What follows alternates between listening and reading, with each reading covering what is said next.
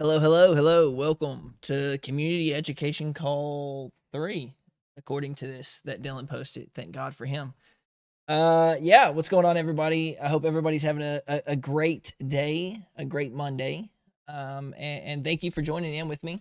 If you don't know, if you're unfamiliar with what this is, it's basically me ensuring that we get some content out weekly on an educational standpoint. Uh, Usually doesn't go past 10 to 20 minutes. I'm getting better at trying to solidify that time. And it's just to go over, if you have any questions, then of course ask, but mainly I have a topic in mind on the platform. We just kind of go over it in brief. I give a couple updates on the platform. It's not really an AMA. It's strictly for educational purposes, just to kind of get people that may not understand the model a little bit more familiar with, what Glacier is and what it has to offer. So if you want to be involved in it and you're in the Discord, then you can go to the YouTube because I'll be sharing my screen. Today we're going to be talking about two different things. One is going to be merging NFTs. We just added a front end to the merging. Shout out to Taz, who's been working crazy hard on some of the front end stuff, and so he just added the merge to the front end so that you can take one NFT and merge it into the other. And essentially it's less management on you, or maybe you accidentally created two, or you bought one off the market, which we're really going to start pushing in the coming weeks to build a secondary market for these VNFTs. And so we'll have merge NFTs and then also creating LP. So I really wanted to get something recorded. I wanted to get something recorded in terms of when you should create LP, what it does when you create it, and then versus managing LP. So normally as a user on a platform, you should definitely be managing most positions. And I'm going to show you what I mean by adding to already created LP. And that is something to do with our whitelist and gauging process, so that and other people have already had the issue. If you go in and try and create a manual LP that may have already been created, or you created something that we haven't whitelisted, it actually won't pop up on the front end right now. And you aren't actually, because it doesn't have a gauge, right? Because a gauge is like a farm. You're not earning any Glacier on it. You're not able to vote on the pair. The only thing you're able to do is earn the fees off of that pair. But it becomes difficult for the team because then we have to add it to the front end, which we're looking for a process to do, of course. But it can be kind of confusing. So that's the main majority of what we're covering. If you have any questions, of course, let me know, and I'll be more than happy to answer any questions you have. I did want to say shout out to Yieldjack that just dropped a 500 AVAX bribe on Glacier, which is pretty fantastic. That's huge. I'm actually going to load that up and see if I can see it popped up yet.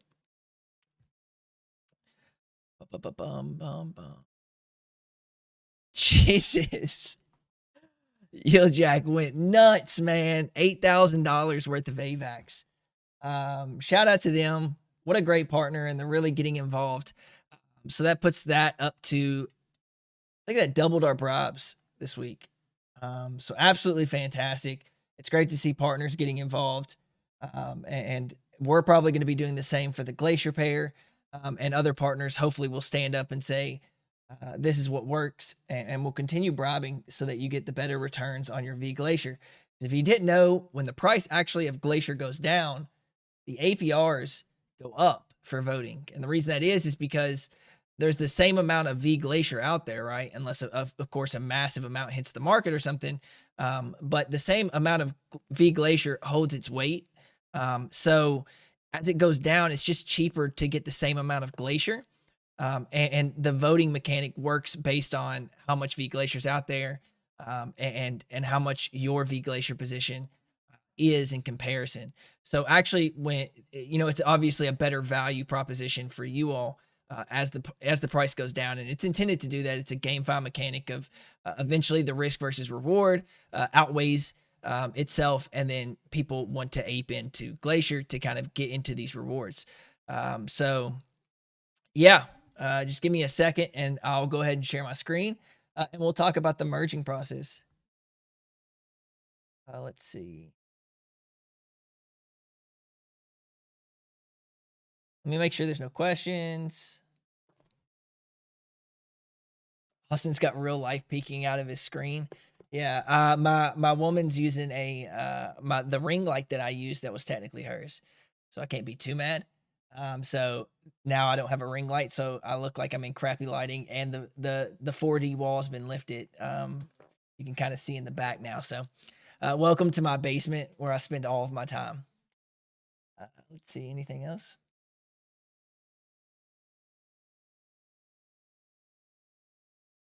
All right, cool. Let's move over, and I'm going to show the merging of NFTs. So share screen. Hopefully this works. Bada bing. So if you're on YouTube, then you could start seeing my screen. And if you're not, then you can always watch later and ask your questions. But you can see that there's a new button that's been placed on the front end called Merge NFTs. And I actually have 2 NFTs that we're going to be using. Let me unlock my ledger. This is on the team wallet, by the way, if you're wondering why I have 5 million Glacier. Don't stress. I didn't pay myself that much. I didn't pay myself anything. All right. So, merge NFTs.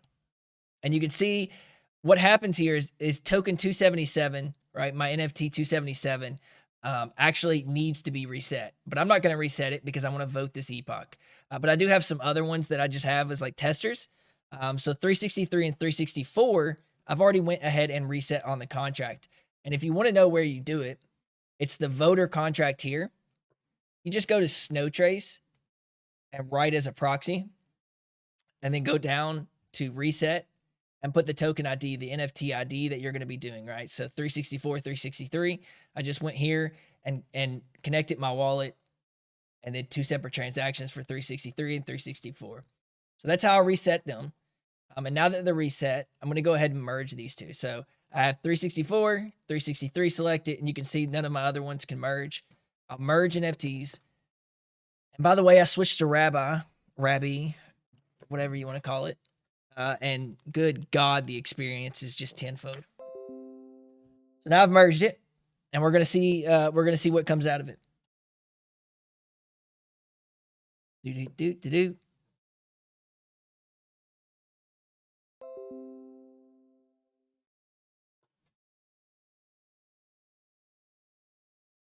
We're gonna let it go. All right, so the NFTs have now been merged. So you can actually see that I don't have 364 anymore. I have 363, but no 364. So when you merge, I think that the top one is the one that it merges into, and Taz can probably tell me before. It doesn't really matter unless you're like tied to a number for some reason, I guess. But just letting you know, like one going into the other, it would mean more for partners because they have 4-year locks.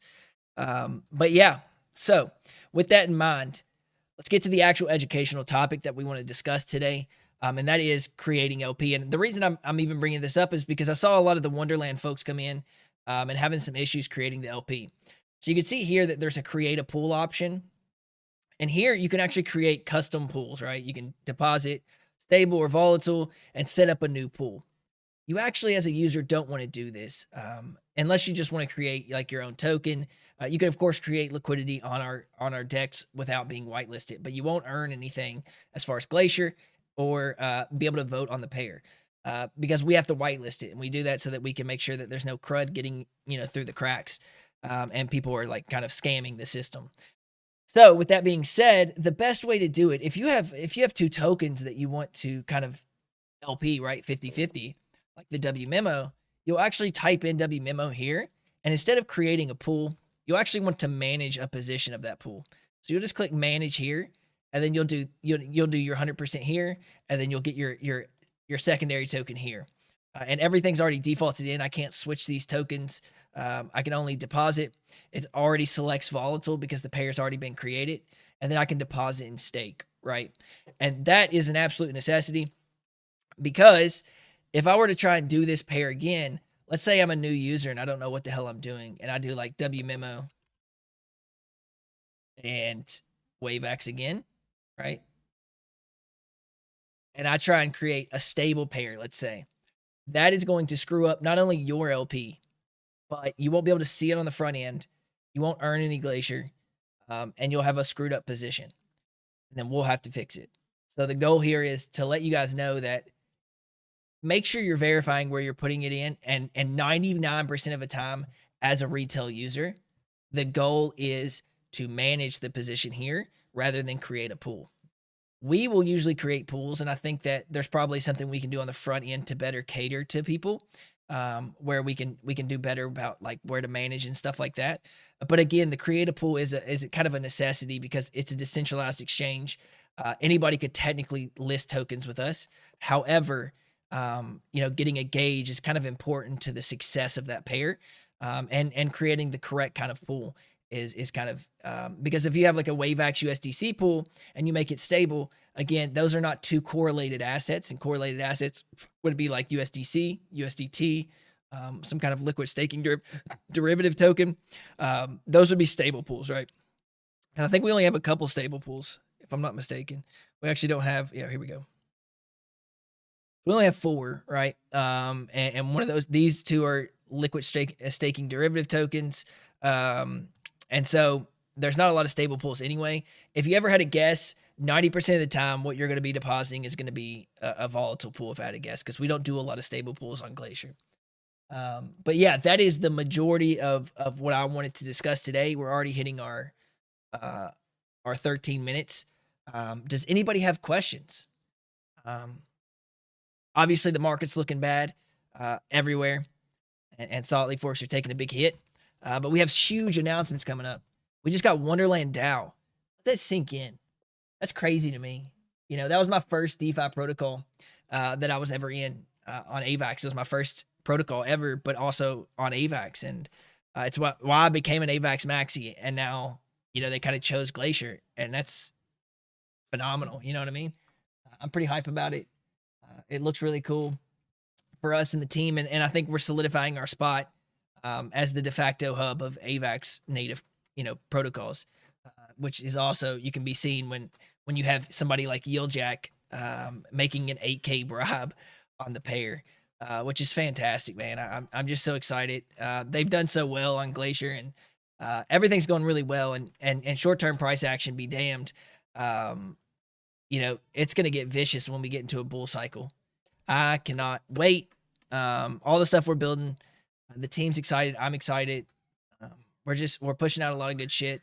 Taz is doing amazing. Jimmy is working on some other things that we haven't announced yet.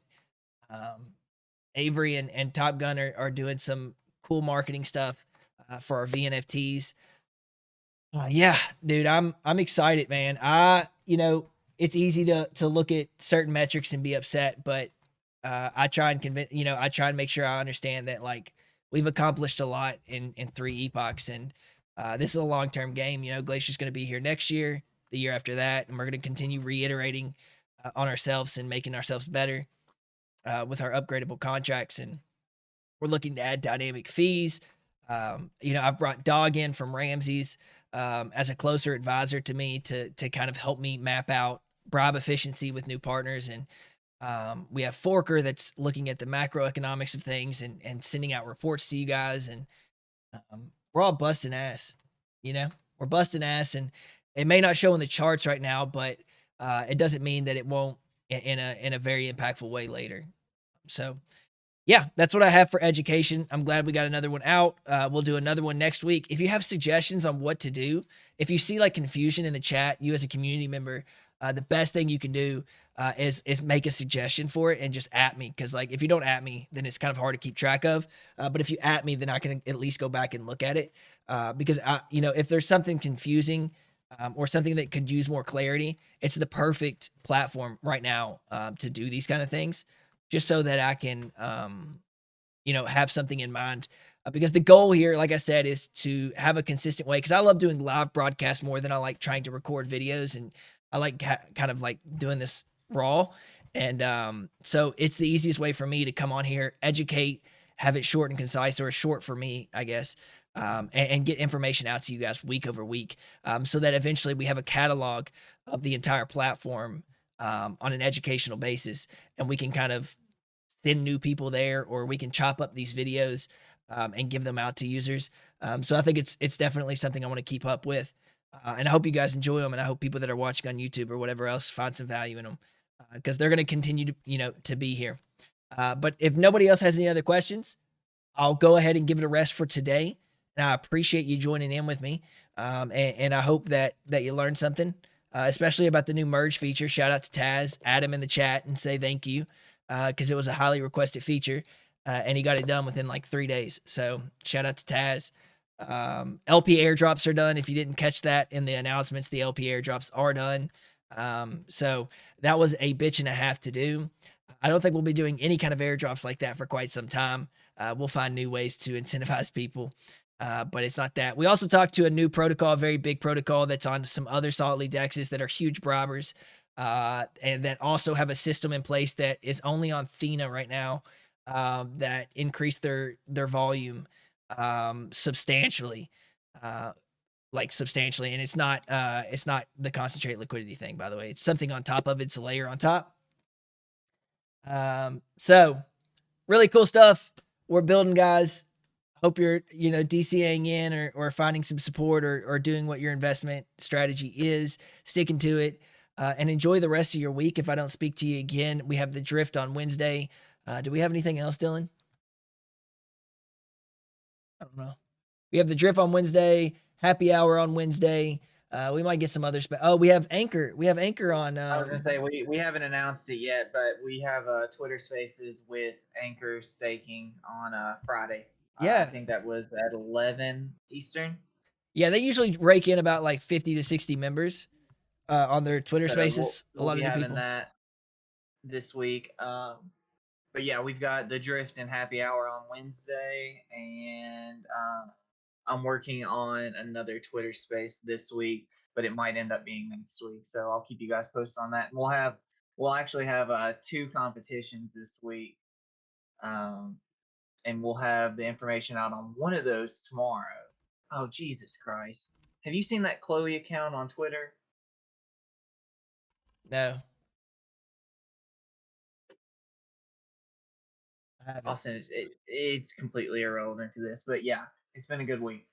Yeah, man, it's a good Monday. week. It's easy to get bogged down by some other shit, but like it's nice to when I come on here and like I can talk about some of the things that we've actually done and like think about it. Like we have done a lot. We've consistently have been like pushing shit out. Avery could pick it up on the memeing, but I'm not gonna hold it against him. He's doing his best. But yeah, until Wednesday, we're definitely looking to get active participation from the community as we grow it, right? We really want to start seeing some community outreach, word of mouth. You guys know how I do my marketing, getting the users involved with some good incentives for you all to say, this is totally worth it for me to go and spread the word about Glacier on Twitter, YouTube, some kind of Crew 3 thing, which we're not actually using Crew 3, but similar stuff like that, being able to pay you guys for the efforts of expanding our reach, right? Because obviously we need more Discord members, we need more users, but the goal is to drive real users, real investors, not fake numbers. And I think 1.2K is actually quite accurate for a successful DEX of any kind. There's so many inactive Discord members or bots. So I'm very happy with a lot of the things we're doing. I'm bullish. I've actually been buying on my personal position. I'm actually leveraged in Imprimax right now on my personal position. I actually wanted to make a video on like how little it costs to make like good money on voting. If you just look at the Yieldjack vote, which is going to be diluted a little bit, that's $4.86 for 1,000 votes. If you didn't know, 1,000 votes right now costs $23. You're getting $5 for $23. That's like a 25% return. Now, again, that would be if you got it paid out right now. Now, it's going to be diluted a little bit. Just understand that. But I'm just speaking in generals. Like voting is such a cool mechanic that really does work and drives the ecosystem forward. And underutilizing it would be ridiculous. If you're an investor and see a long-term benefit of Glacier, you got to learn and be comfortable with voting and participate and understand it. So if you have any questions, always reach out. I'm going to bring Glacier up, play us off. And I appreciate everybody, man. I appreciate you coming to the community call number 3. And I'll see you again next week for the next community call. Thank you, guys.